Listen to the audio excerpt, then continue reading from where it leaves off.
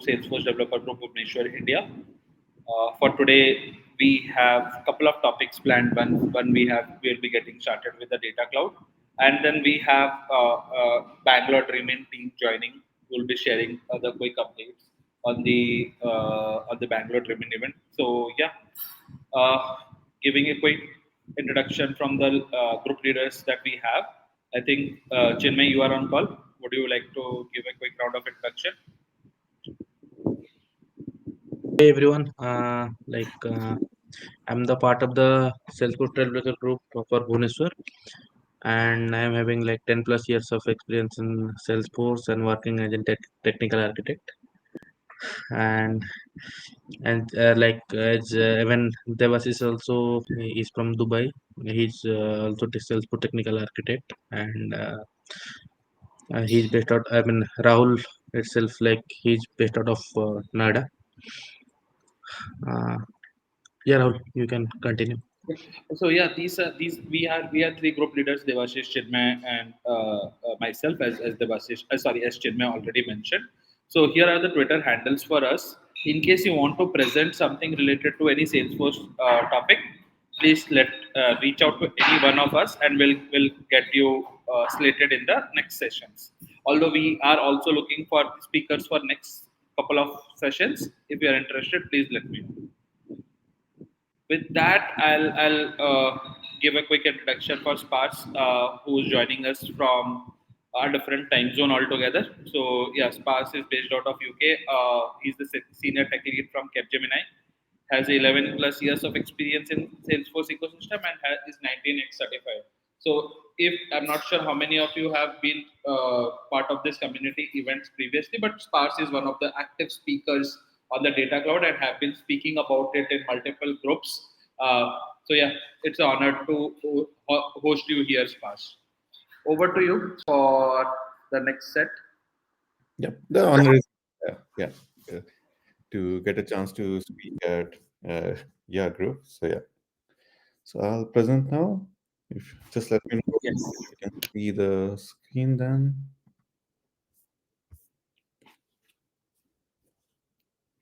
uh,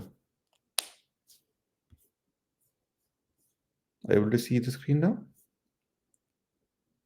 Oh, sorry. Yes. I was speaking on mute. Okay, yeah, yeah. So guys, we are gonna cover today data cloud and just getting to know the basics and things and terminology around it. This is me. I'm a consultant at Capgemini, and yeah. So basically, our agenda will be mostly based on these three topics, covering the basics of data cloud. We'll dive a bit more deeper in it, and with a slight demo. Uh, so yeah. Firstly, that we'll start with data cloud, how data cloud works, then basically the implementation basics and terminologies. So if you do understand data cloud, that it is a configurational model, so it will give you an idea about how to work and do things on it. Okay, so let's start with what is an data cloud. So as per Salesforce definition, data cloud is a hyperscale engine that brings the company and data together. So this whole passage is something that Salesforce generally gives and presents to client and says. So what we generally mean by data cloud. So data cloud is a mixture of a product that is called Customer 360 that has been brewing around for years, and a combination of Salesforce Genie basically. So Salesforce Genie, I think it was introduced in 2021 around that, and nothing actually much came out of that product. So what they have done is they have combined the capabilities of Salesforce Genie and Customer 360 in one platform, and that platform is now called Data Cloud. Okay, and what they are doing in this Data Cloud is, what's the purpose behind this? This is supposed to be a central repository database where you connect all of your systems which are available for a big organization or a small one. If you have 10 systems and you have data residing in 10 systems, so Salesforce wants this data cloud or data cloud system to be your center point of data, which has all of the data where you can do your analysis, analyze and do stuff, or do any performance and actions based on your use cases for a company or anything. But to have a central repository in place where you have your single source of truth for a customer. And now that way you understand more, instead of firms actually getting struggling to know details about customer, how to reach a customer, how to act on customer data, and what is more beneficial for them. So there's nothing for a solution like that there previously. So they have come up with this to leverage on a big chunk of data and using all of the objects. Next, I will be going through few of the Sales Cloud 3 4 Salesforce slides, just to start it off with a brief of research that they have done and data and stats Salesforce has presented. So generally, with the Salesforce research they have done, they says uh, they have that AI can reduce a lot of costs in organizations and stuff like that, as we are using AI in the background in Data Cloud, and there's a lot of automation in the background as well. As per them, we can also introduce a, let's say, 77% work of like 2 weeks of work in an organization by itself, right? By using some things like that. And similarly, Salesforce does predicts that by 2025, people, organizations, and countries across the world will be using 100 billion zillions of data. That's a lot of data, and that all of the data can be about an identity of a customer, basically a purchase data, case data, their health data, their engagement data, their lead, their customer mobile app, all of different forms of data, and all that combined will be a huge amount of data set around the world, right? And mostly comes out it down to an technical side as well. For technical people, we all spend, let's say, around a lot of time building integrations and stuff, as Data Cloud is centered around connecting to different systems. You definitely think about, okay, I want a central system, then I need to connect to a lot of integrated systems where I need to integrate to. So with Data Cloud coming with a lot of drag and drop connections, and quite some of the things can directly be done by configurational way. We are saving a lot of time uh, by in not actually writing integration code or anything, and a lot of time can be saved on writing integrations, which Data Cloud can do it directly. So just imagine just doing not doing any classes, any codes, just to create those integration and connections between different systems. Yeah. So that's I think that's quite good, and yeah, and we do save a lot of time and code. Yeah. Plus maintenance, security, compliance, there's all of the things that we don't have to fear about. Yeah. So, Salesforce Data Cloud. Generally, Salesforce Data Cloud has three big phases, which is then generally further divided into three, four, six, seven main parts as well. Okay. Our three big phases are generally, firstly, when you have a system, you need to connect it to some other system. So, Data Cloud itself does not have any data, right? It is supposed to be a repository of data where you want to do something. So to get all that data, you need to connect to different systems. Could be an Salesforce system, could be an Azure cloud, could be an Google database server, could be a Amazon web server, or could be any other Redshift, Linux, any base servers, because the Data Cloud does gives out a lot of capability to connect to different sources. So first, our big phase becomes connecting those to those systems, and once we have those connections in place, okay, that then we want to do a something called harmonization phase. What do you mean by harmonization? Is that once we have all of the data in and the things that we wanted to connect, we have done that. We now want to understand what that means in terms of Salesforce. So if you're connecting to a sales cloud object from, say, Salesforce Data Cloud, it will be Salesforce will definitely easily understands what how that is. But if you're connecting to, say, Amazon web server, or uh, a Google web server, so, or a Facebook, so their data structure and things might be a bit different from how Salesforce does some things. So what we do in harmonization phase is we try to manipulate that data in a sense that it makes sense for Salesforce Data Cloud, which is general Salesforce structure kind of. Still a bit different, but yeah. So manipulate those objects or do those data in a way that it becomes understandable for people who are in data cloud and working on it. Okay. And once you have all of the harmonization, calculation, and stuff that you want to do is in place, now you want to do the last phase of generally data cloud, where you perform your actions, right? With the capability of everything, Einstein AI, Customer 360, and the different automations that we have. At that place, you want to perform some task like why you are using data cloud. Either you can use it as a reporting basis where you have a good chunk of analysis and reporting done. And if not, you can also do one more thing on top of it, sending actionable things back to different systems, right? Sending an email alert to a marketing cloud, letting that marketing cloud know that this particular campaign is doing very well, or this particular customer needs help and in case of a service cloud.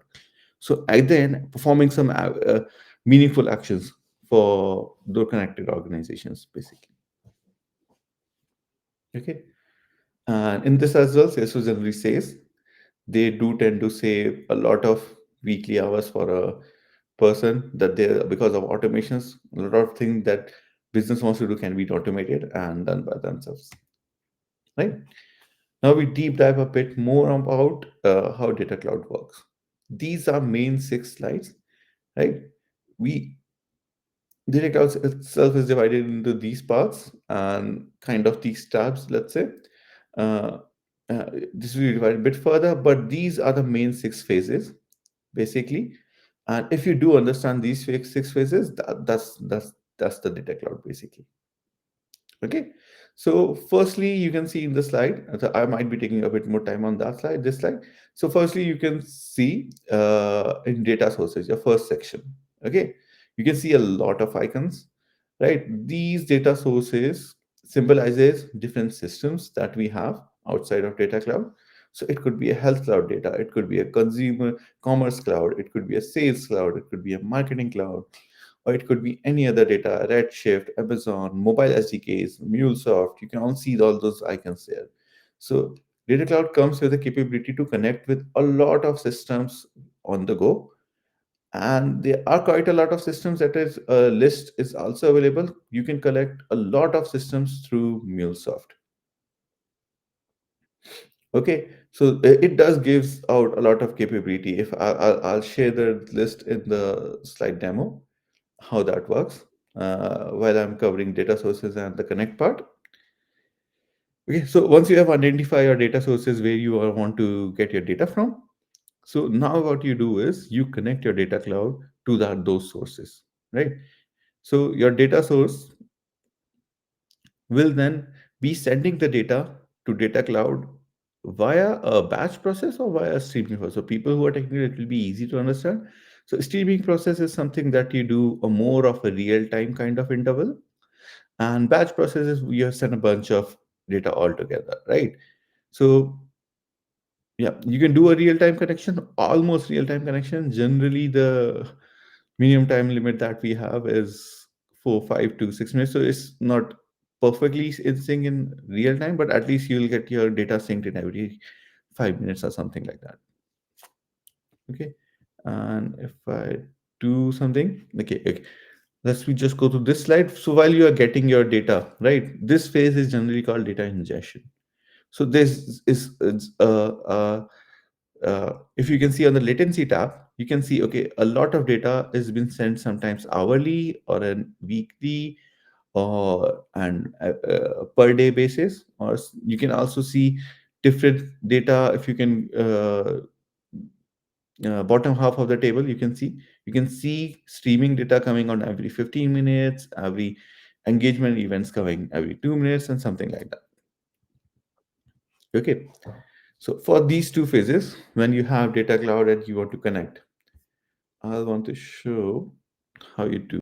Okay, so when you are in data cloud, you go through, you once you enable data cloud in your org, you have your something called data cloud setup. It is not similar to normal setup. It is a data cloud setup. And in this, what it does for you, Salesforce, if you have a commerce cloud, let's say a marketing cloud and CA cloud, in this example, I have this demo org, And this demo org, uh, I have my, let's say I have my personal developer account, right? And when I created this data cloud org, right, it automatically fetched my uh, account basically.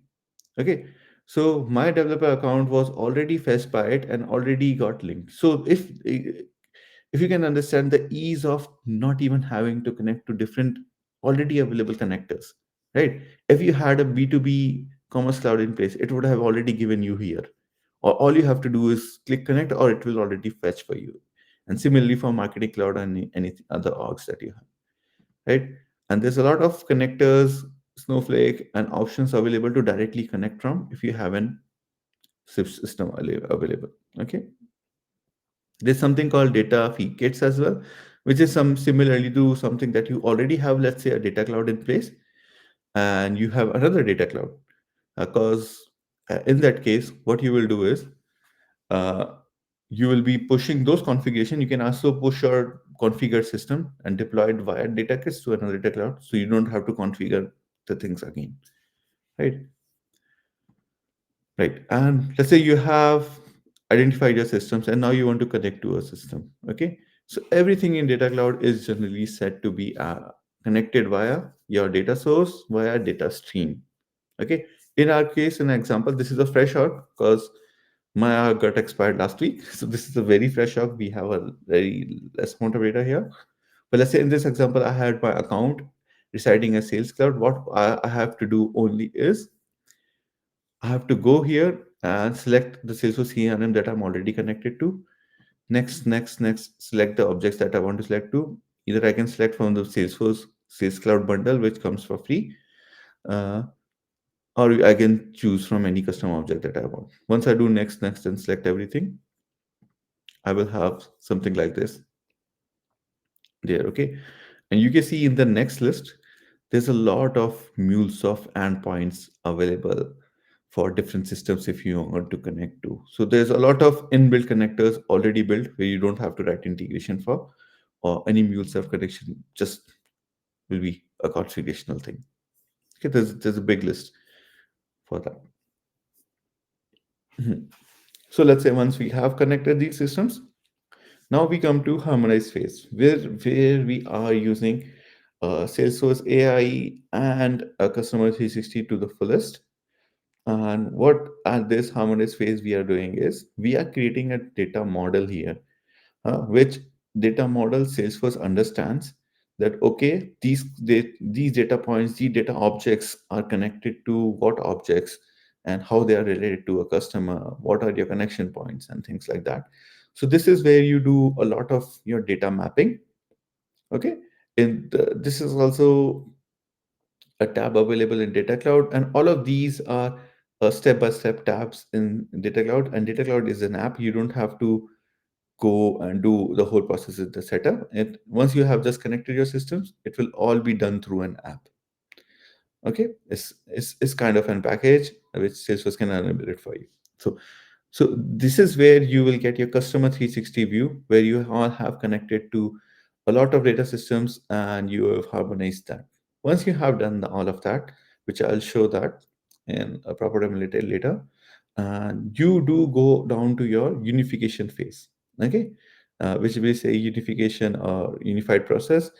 So this is where you see your single source of truth. Okay, why we are doing this step is basically to understand, okay, I have 10 systems about my customer, where ten different data of a customer is residing.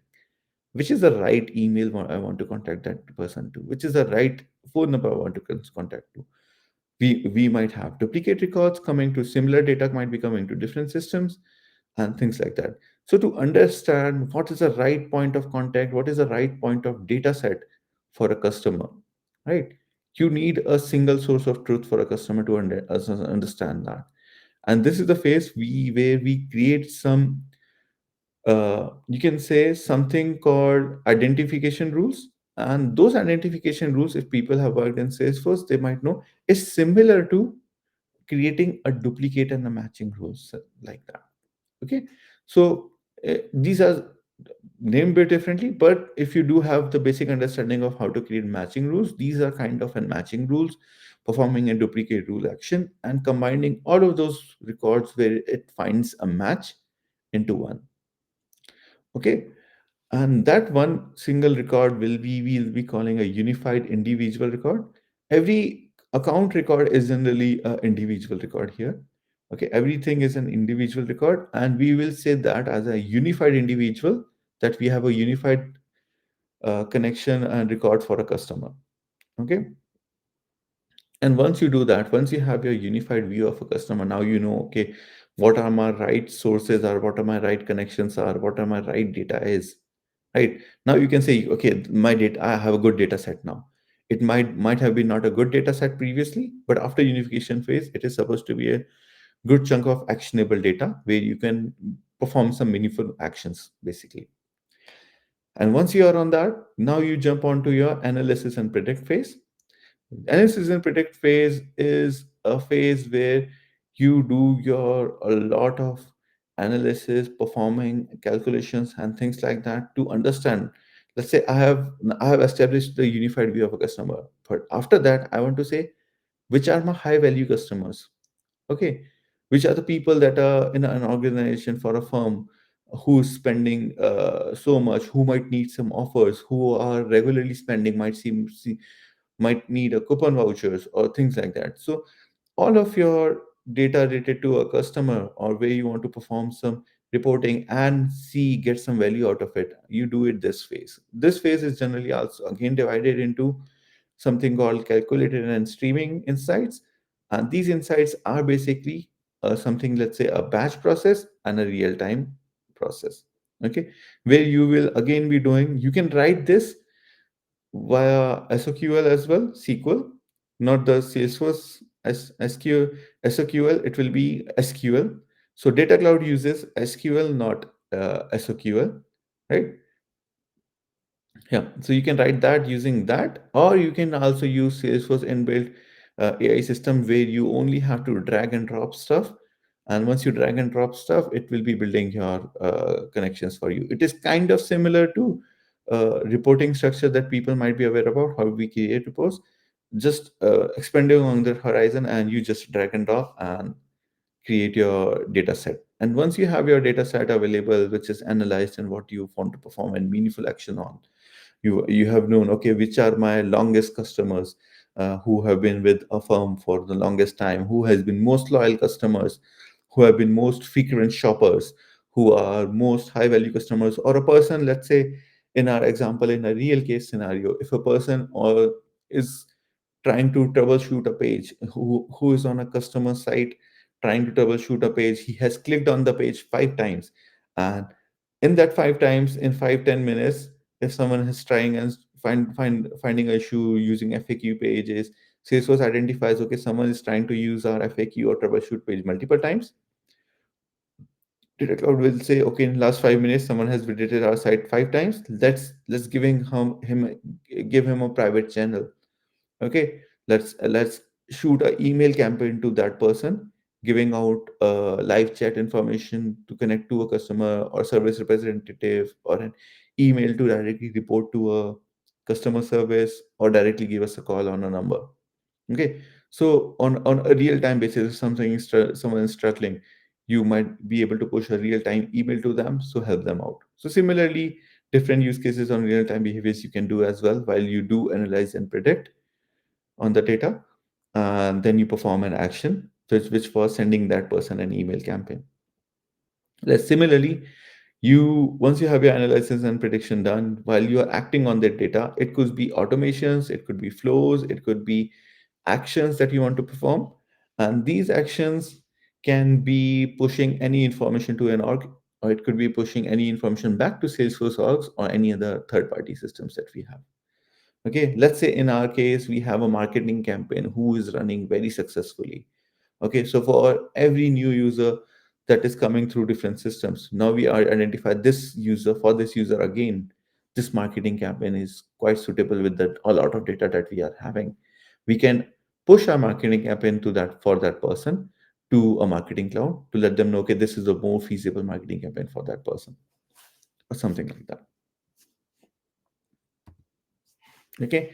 So now what we have understood the different phases. Now we dig a bit dive on how those phases are. So once we were doing, so earlier we were doing data sources and we were connecting them. So in this, our data sources are generally, you can say, CRM, Salesforce, Amazon Web Server. So we generally tell them as data source objects, okay, in a raw terminology term. So data source objects are basically those objects that we want to ingest from the system that we have connected to, which can be a data source. So let's say I've connected to my Sales Cloud. So my data source objects in this case becomes account, contact, lead, data source objects which are getting ingested from Sales Cloud. And once I have that connected, that will be connected via data stream, which the tab I showed previously. Okay. From that tab, I will do the wizard to do next, next, next. While we are doing the next, next, selecting more fields that we want to ingest, I can also have the ability to create formulas, right? So you can manipulate that data, combining two fields. You can form composite keys. You can form primary keys and something like that. You can form or different formulas that you can use later on to perform an action. So generally, while doing mapping, it is much better to have your use case figured out, because you will not be able to do formula fields on an already ingested data stream. Okay, if you have already connected it and completed the wizard, you will not be able to create the formula field at the initial data fetch phase, right? When you are fetching the data will not be manipulated by itself. So it's generally better to create all your formulas that you want at initial phase. Okay, so once you have all of your data connected, either via a real time or a bulk batch process way, how you want to do it, all of the data that generally then resides in a data lake object. And data lake objects is a very big space where it's not just one data stream, data and configuration will be residing. It is all of the data across data cloud will be residing into that particular objects. So data lake objects have the capability to hold a lot of raw ingested data that we have ingested through previous phases. Okay, and this is where we now have everything in place, and it's supposed to be, as the name says, it's a lake of data that you have connected to. Okay, so in this, when you are connecting a new data stream, so in my example, it's in demo org, so you can see already Salesforce CRM. But for a person who has an org who is connected to multiple systems, who has a big, like a kind of a real org, project org, you will be seeing more options. Directly connect to a marketing cloud, directly connect to a mobile app, website, ingestion API, interaction studio, or an Amazon Web S3 server. Okay, so you do get a lot of more options in real logs, not in demo ones, but yeah. But I think hope you understand that you how easy it is to just connect to these systems by just going through the normal setup wizard. Yeah. Now we come back to this slide, and now here we understand. Now we have a marketing cloud, right? There is something called a loopback window in data cloud. So for marketing cloud only, initially this has been a challenge. This is a kind of a limitation from data cloud, that you can only see the last 90 days of data. If you have last 90 days of data, only all the old data, then firstly when you're configuring the data cloud with the marketing cloud, your first will be pushing the data through a data loader or a workbench or any other data loading ETL system you might have. Once you have pushed all the legacy and old data, which is not 90 days old, then you can run your batch, let's say hourly or every day, to look back the last 90 days. Okay, so all the data that is older than 90 days, you might have to do an initial load. Right? After that, you can do an upset of full refresh. Full refresh means whatever data you have for last 90 days, refreshing all of that, deleting and inserting that, and again, kind of. An upside is just updating them if there's been any update on that data, right? For Sales Cloud, Service Cloud, other CRMs, there is no limit to how much data you can look back generally. Okay. And for B2C, it is just 30 days. For other systems where we are doing your real-time data, okay, we are getting your streaming data like marketing cloud, personalization, real-time data. You don't have to look back. It will be real-time coming back. Yeah. So it is supposed to be real-time. It's not old data, right? And mobile SDKs will be a real-time data and things like that. So Salesforce does give you these time windows as well in latencies. You can see this is something that we are limited to, the feature that Salesforce is providing to get your data hourly basis or every 15 minutes. Or generally, the time limit is around 5 to 15 minutes for real-time data. It is the limitation with the Salesforce right now. It will not be at the same time it is something. It will be like next 2 minutes or next 5 or 15 minutes, the data might be pushed to Sales Cloud, Data Cloud. Okay, in your harmonization phase, so you can do this step either via data lake object. There's also let's say a utility component available in data lake object to directly jump to this data mapping, or you can also do the same thing by data model object, if you can see in the screenshot here. Okay, so what we do is this, the harmonization step is we are doing the data modeling. Okay, and we need to understand that, let's say in our case, our contact information for a person was coming from one system, then our subscriber information was coming from one system, then we have our guest purchase details coming from commerce or some other system, or we have then customer invoice says for the same customer coming from one systems, right, all of that is residing in different objects in data cloud. Now we need to map all of those objects to different Salesforce understandable objects in data cloud. Because what happens, all of the data is residing in data lakes, and we need to convert all of the data into data model objects, right, which we call DMOs, which is data model objects, which is Salesforce data cloud objects. Okay, the main difference behind this and a normal sales cloud object, let's say an account, and data cloud sales account object is that our sales cloud and general orgs are denormalized data. What do I mean by denormalized data? Your data, all of, let's say, my personal account information about my details and everything, I have an account record. Let's say account, my Sparsh Bhatnagar, my email, my contact phone, my address, all of that into one record, right? A lot of information is there in one record. What Data Cloud understands it, Data Cloud that divides that data into different set of tables, right? And it will be okay if you have a contact point information for a customer, then it will be going into, not into an account, it will be going into a contact point and associated and dividing them via a primary key. So generally while you are ingesting data, you do form keys.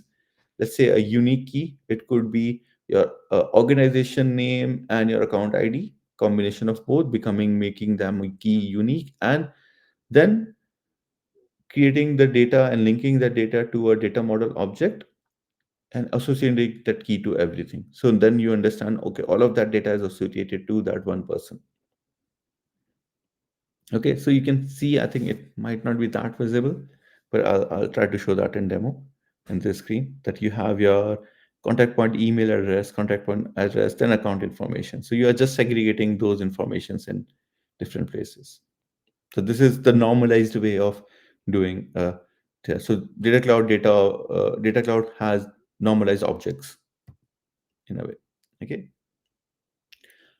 So once you have harmonized your data, you have connected to a data model objects. So now all of my data model objects, I need to understand, okay, what I want to do with it. Like I have this customer detail, how I want to understand that detail. So in our case, let's say I have a person whose contact information, a name and contact is coming from a different system where that person email is this, and I have a similarly a subscriber information coming from a different system where the person's only first name is mentioned. I have a guest shopping information coming from a system where we have a different number for that person. And now I have the similar customer invoices coming from a different system where I have a different name and an address available. So what you do here is on your identification resolution tab, What you do is you create your matching rules. Okay, in this case, you can see, okay, individual, I want to do a fuzzy name logic, as first name, last name could be a bit different. I want to make an last name has to be mandatory matching, and I want to make, okay, we have an email match, or you can build on top of these rules. So once you have these rules, you will run your matching rules to get an individual detail about this particular customer and all of the data into one record, and mapping other things into basically different records. You can also see there's something called reconciliation rules. Reconciliation rules is something that you say where we decide the priority. Okay, I have a telephone number, or let's say I have two different email comings. So I can set a priority. Okay, is I can set a priority. Okay, I want the last updated email, or I want a specific system email, or I can give a system priority. Okay, whatever email is coming from Sales Cloud, it gets the priority. So you can do set a different priorities on different things by uh, just in this process. So generally, why we have this reconciliation rule, it gives you different way of businesses to categorize which system has bit more priority or which kind of data gets more priority, right? While doing an implementation, ideally this goes into discovery phase when you are doing initially, where you will be doing a data cloud insertion with a limited set of records, so you understand, okay, this could be our use case and this is the relevant detail for us, so this is becoming the priority. You might not know initially, but while doing the testing with small set of data before doing a full scale integration, generally Salesforce recommends it like that as well. So because initially your steps to perform all of the data cloud configuration will be small steps and figuring out which rules makes more sense for you, which reconciliation rules makes more sense for you. So doing this with the small set of data. Okay, so once you have this identity resolution done for a customer, you have a one kind of single view. You will also see a resolution summary on the side, which will tell you, okay, out of this much profiles that you have created, we were able to consolidate your profiles into this much data. So let's say in this particular example, they were able to crunch back around 100 million of customers into or find out duplicate and crunch it to single unified customers. Okay, and it will give you consolidation rate and more stuff like that. So similarly, you can say the more matching rules you have, the better will be the consolidation rate. And there's one more thing: you can have different identity resolutions active. Like it will be one identity resolution rule active at a time, but you can have different configurations of identity resolutions in the system as well. Okay, so once you have your unified view settled for a customer, okay, then you will come to this analyze and predict phase, right? If you can see on the right, you have different sales order, unified individual link, individual records, right? So in this data cloud, you can perform joins. It could be left join, right join, union, like full join, or things like that. So the original SQL concepts are available here. By just drag and drop, it will form and joins for you. So in our case, if let's say I have a sales date order data, and I want to perform, let's say, a person who is doing $5,000 shopping a month for a firm, they want to identify and push those people specific campaigns on offers. So I want to have that sales order data, but mostly when doing these insights, you want to link all of them with unified individuals to say, okay, you have your sales order data, but that data might be a duplicate data, can have duplicate data about a customer. So to understand, okay, linking through a unified customer, it will do the filtering in the background for you. But all of the data and calculations generally always link with a unified customer. Okay, that my single customer is this, now his data is this. Okay, so yeah, there are two types of insights in data cloud: is calculated and streaming. Calculated is basically when you do a batch calculation. If you see, I have last 3 months of data I want to analyze, I'll be doing the calculated insight in that case.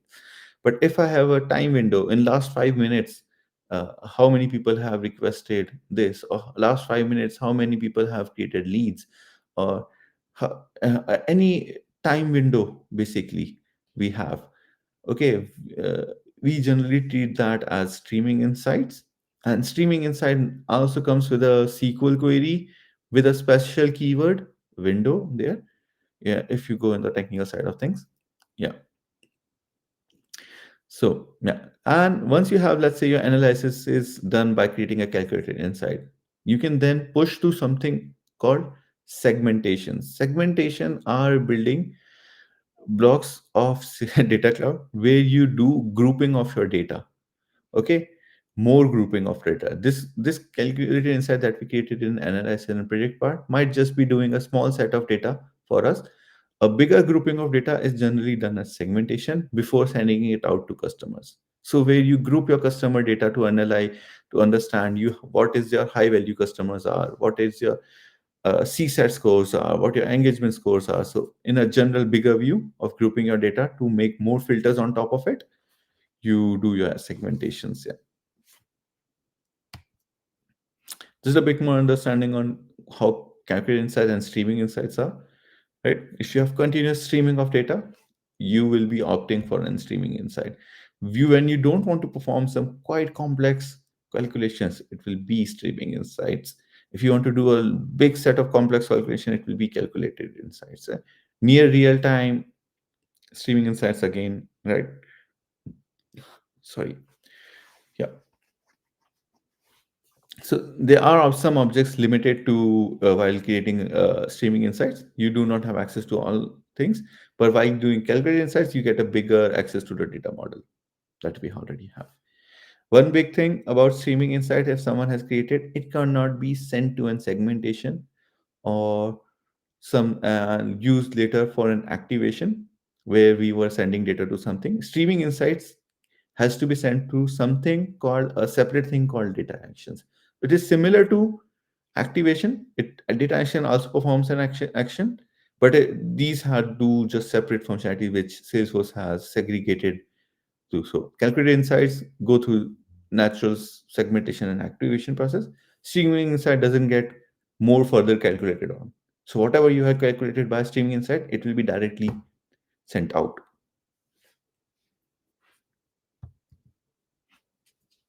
Okay. Now we go to, once we have your analysis done, now we go to segmentation, which is just the initial part before sending the data out. Okay. So segmentation is a process of selecting common set of data to understand, okay, how my recent email engagement is. Okay. So in this, you can see this is a drag and drop window, something similar to reports. You can see, okay, I have my main container in my secure, okay, email count where I can put a filter. At least engagement of a person is at least two emails that person we have interacted to in the last 30 days, where we are building a different set of filter criteria, and where our email channel is open, where you can say a case is open or something like that. So that does not mean, okay, in this channel you can only get your email engagement. You can have direct attributes where attributes related to email, but you can also have your related data. That related data can be as further related to customer, their individual record, their case record, and so you can also fetch a lot of different objects and just drag and drop here and form an and or query like that. Good thing about is there's one extra feature here is you can see a bar here called include. You can also build a set of rules for excluding a data. You can say, okay, I don't want people who have just contacted one time or who have just spent 100 or so you can build an excluding rule, okay, to exclude some set of records as well while creating an including rule as well. Okay, so once you have decided your payloads and data around that, your segments will perform a further grouping of processing of that data. And once you have all of your data around a customer scene, you can keep it, or then you can send it through an activation basically. An activation means is, let's say I have a marketing cloud which I'm connected to.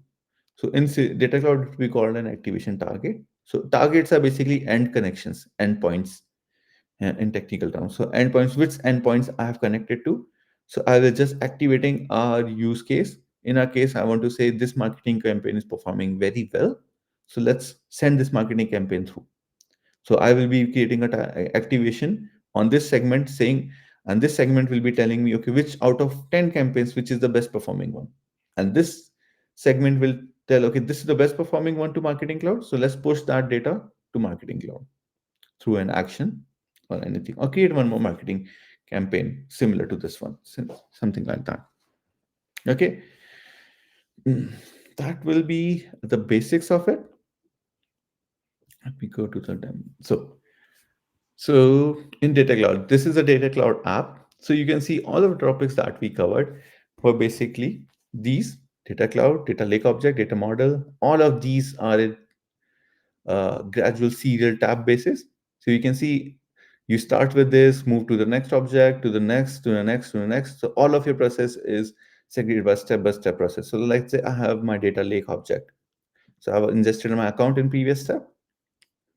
Now I want to say, okay, I want to see my data. Okay, this is the data and the fields that I have fetched. Okay, and now what I have to do? Okay, I want to review the data mapping. So you can see I have not done this. This is a very fresh org. Uh, okay, I have not done any data mapping. So because Salesforce already understands Sales Cloud data account object, Sales Cloud has already done the mapping for it. Okay, so all my address information for a customer is not in one record, it's in normalized form, an address here and things like that. It also gives you an option to map something to an unmap uh, record. So let's say in our case, we want to do what do you want to map? Mhm. Okay, let's say we want to do a photo URL. All I have to do while doing this mapping is just click here and click here. And one more line connection has been established for a photo URL. So similar, it's very easy drag and drop, just click and go mapping that you create. And you can also create custom objects here if you want to do something like that. You do have a facility to create, look for entities and create objects, create more links. Yeah. So once you have done all of that, let's say your data model is established. In Data Explorer, you can just see, because all of these steps, you can see you are seeing an object, okay, but you are not seeing the actual data. Okay, I have ingested hundreds of records. Where are those hundreds of records? So you can see, go search for an object, see if you have. Right now, we don't have any, but yeah, so you can see all of the records and details, how things are shaping out. And then you go and create your matching rule. So in my case, I've seen, okay, fuzzy name match and email match. Okay, once I do run it, I do get a set of records and profiles, which I can also see back again here through a unified individual record that we have created. Okay, then we go to creating an insights. And insights can be built via, you can do a create with a builder, which will be drag and drop. You can create a streaming insight or create via data kit if some configuration. That's why I was saying, right? Data kit, it's a pre-built configuration. So you can push your data cloud configuration to another data cloud with the data kit information. So you can do a create with a package or SQL. Let's say create with a builder.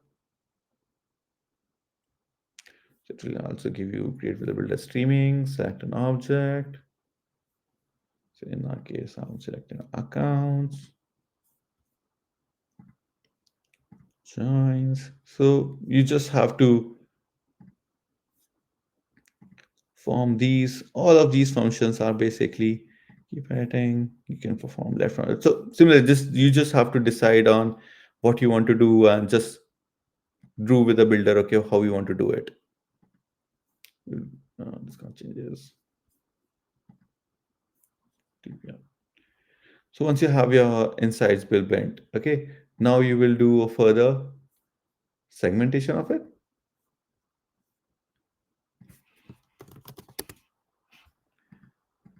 You have to do an account.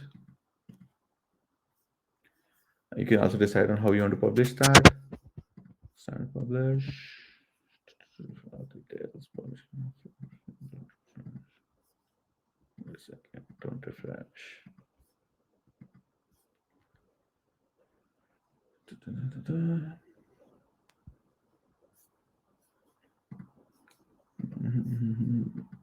Okay, I think we not have built.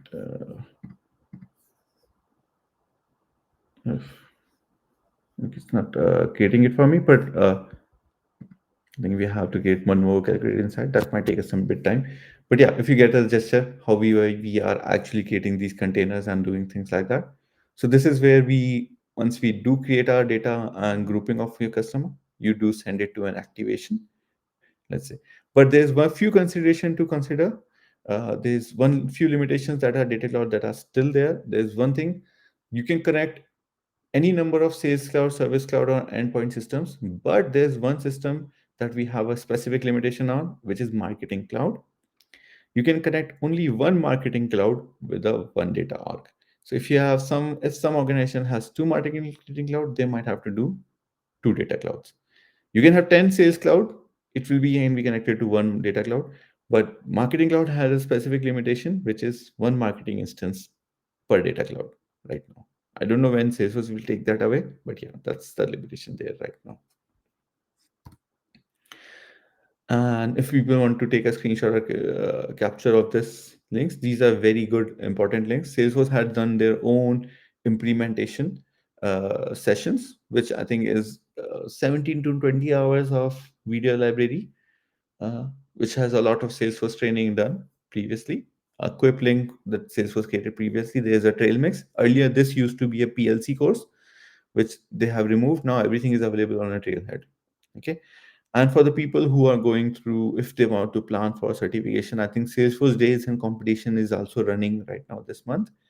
So if the people want to earn some Salesforce goodies and enter that competition, and if they are doing trailheads, I'll still say for them, go through, for my personal experience, go through the help documentation. It's a very small documentation, it's not a big documentation, but it has some key pointers that does come in exam very often. Yeah. Any questions from anyone? Sparsh, would you like to put those links on chat Yeah, yeah, for every definitely. different? I'll share the slide and I'll share the links with. Uh, okay, Correct. You can share it with me. I can send out an email to okay, cool. everyone. Yeah. That works. Yeah. I had one question. When we talk about unification on the unification slide, so what is the minimum amount of data that needs to be that needs to feed into system for giving us the best results? Depends on your company organization and your use case. Okay. I have Like done. to get started, is there a minimum amount of data needed? There's no minimum. There's You can do one record and you can process Oh, it, but that not oh, be a meaningful unification, correct. right? Because you don't have good set of data to make a good result out of it. So Got it. generally, I think Salesforce, while I was doing it in our implementation, Salesforce does recommends to take a few hundreds or few thousand records. Okay, Hmm. so initially when you are doing the fresh implementation of a data cloud, right? Your initial steps is kind of setting up an Excel first to have your data and your small set of data ready with you. And once you do all of this push and unification, then you can match with your Excel and data that you already have. Okay, this was our desired result, and Hmm. because of the rules that we have configured, the result is coming like this. So how we want to tweak the rules, how we want to tweak the configuration to get the desired result. So once you have that configuration established, okay, this is giving us the best value, then you start pushing your millions of records. Record. Yeah. Hmm. So basically, it's all about the rules, how they respond. Yeah, rules and how few things are configured and Yeah. things like that. Yeah. Got it. Yeah. Okay. Any other questions from anyone?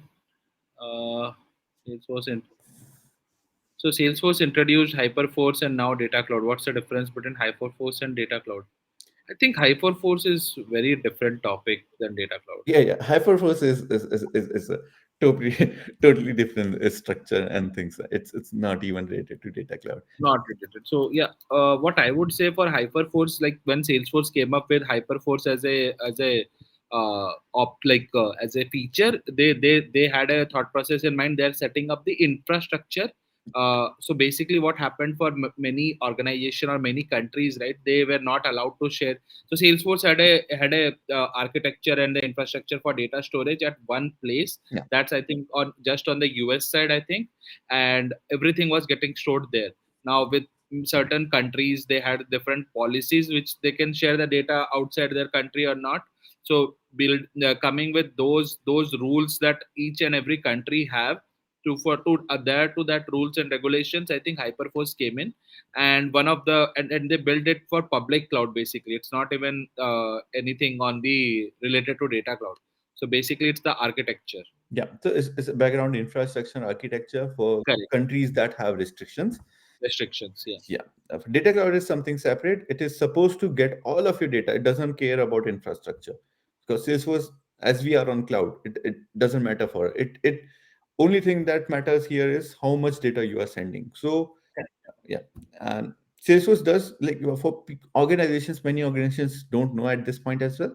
Data cloud, Salesforce gives every organization free set of credits for data cloud. Yep. Okay, so if you have a, let's say, unlimited license, if you have an item enterprise license, you might already have 2.5 or 3 million credits available with Data Cloud. All you have to do is just ask Salesforce and enable them and see for projects if it is useful for them to use Data Cloud or not. It can be, but many projects and implementation firms don't even know that they have credits with their Salesforce and they don't even ask. So yeah.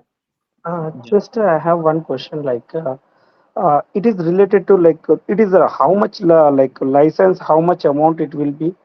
It is a user based or data based like metadata like database. It will be Yeah, amount will be calculated. will be database. So the thing that I've talked about, right? Credits. You get, Yeah, let's say, 2.5, or if you have unlimited, you might get a 10 million credits for free. And one credit does not mean one record. Let's say I think you have 5,000 records, mean yeah, one credit. So if you're inserting 5,000 records, you might consume one credit. If you are doing 2,000 batch records on some different object or something like that, you might do one credit.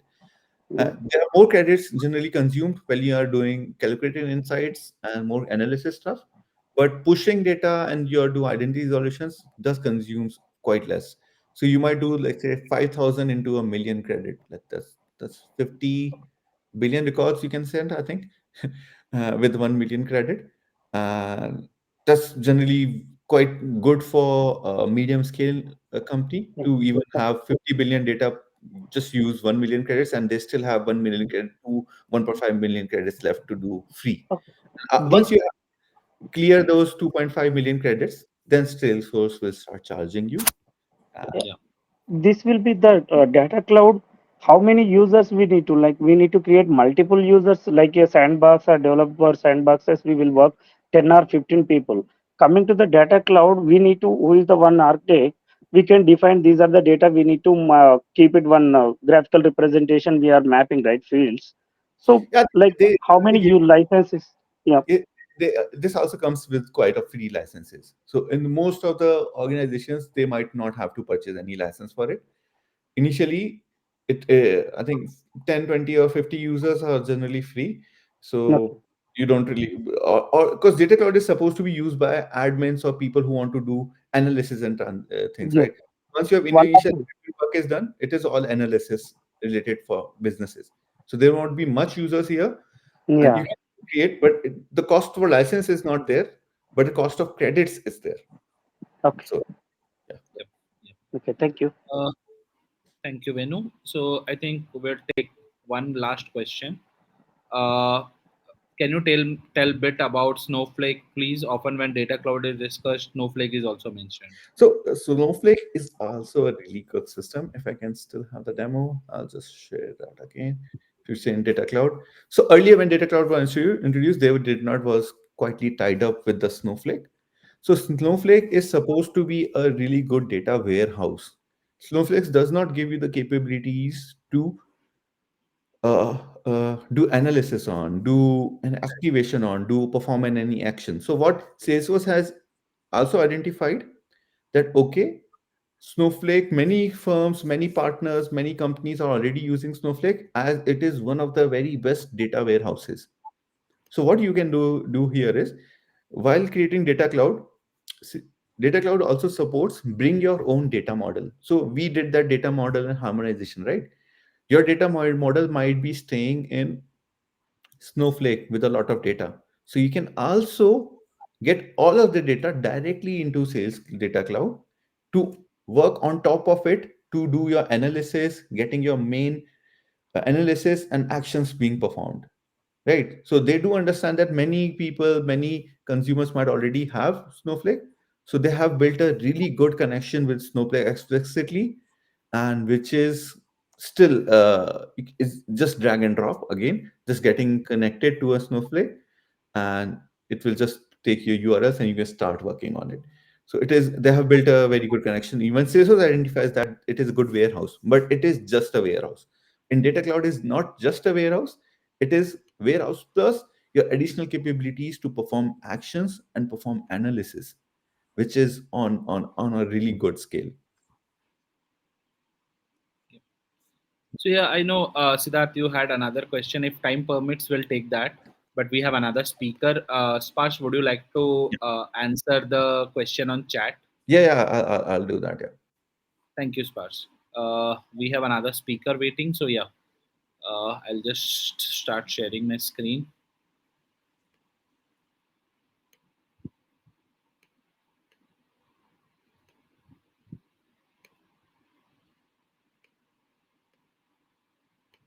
Just give me a thing.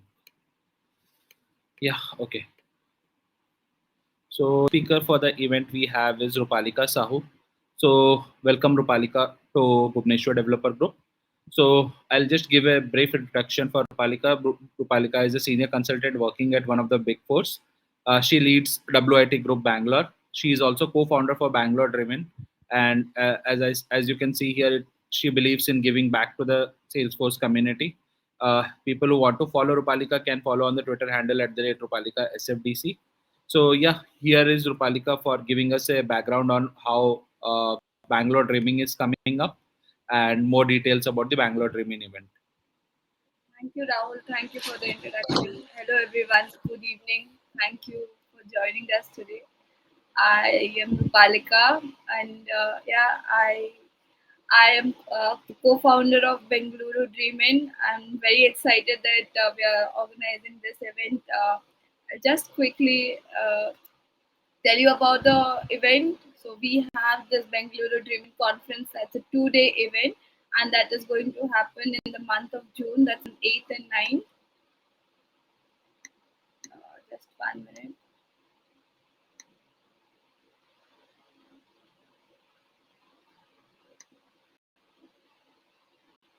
Yeah.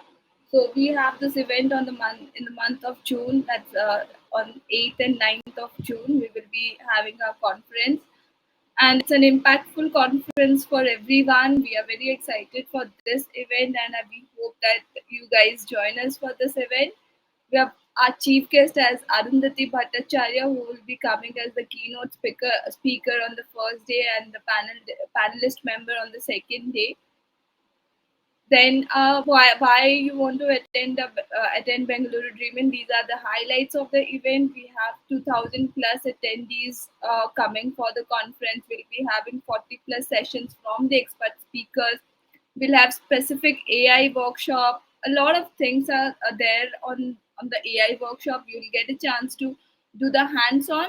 Then we have sponsor booths, customer success stories, employers connect. We recently did Go Green and Sustainable activity, and along with that, we are going to do some more in the day of the conference. We have technical driven fun activities, so all are everything, whatever the quest and everything you'll be playing on that day, that's going to happen on your mobile device, and a lot of things we are doing. And yeah, we have amazing swags and certification vouchers as well for the winners. If you are the lucky winner, you get a chance to win the certification voucher as well. Along with that, we are doing Thursday trivia. If you are on LinkedIn, you must be aware that Bengaluru Dreaming team is doing a Thursday trivia, where every Thursday we come up with the questions, and the lucky winners, the ones who answer it correctly, and the lucky ones get the swags and the certification voucher. Yeah, who all are the participants for this conference? We have customers as in the end users of Salesforce. For the very first time, we are inviting the customers to be part of this conference, so that they get to know what Salesforce community is.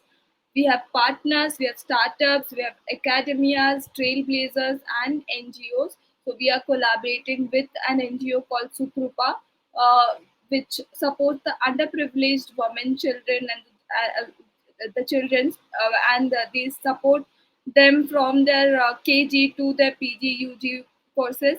So we have promised them 1% of our sponsorship amount will be giving it to the NGO. Along with that, we are promoting their clothing unit, that's Artha, so that they can get the bread and butter from that. Academias, like from last year in Bangalore, we have visited 6 colleges and we have given them workshops on Salesforce. We recently did a hackathon for the students where one of the we also invited the partners to come and join us. They provided the solution problem statement and the students were asked to build the application, and at the end of the day the lucky winners, the lucky ones, the winners actually got the price, and also there were partners who are hiring those students. So this is what we did it as for the academias, but in the event also we are bringing those academias, the people who want to return back in the career, the people who are from non-IT background and want to join to Salesforce. So we are also doing a boot camp for them, and they are invited for this event. Yeah, along with that, all the trailblazers will be joining us. And how our event look like, we will have 4 different tracks running on for both the days. First one will be the technical, where you will have the technical demos, workshops and code wars. Second will be the AI and no code, where you will have AI sessions of consultant workshops and low code wars. Then third one will be the business and the consulting session. That's for the entrepreneurs, business analysts, quality analysts, designers, and product folks. And the fourth one is, as I said, it's for academias or the career oriented. That is specifically for students, non-IT, and women returning from career breaks.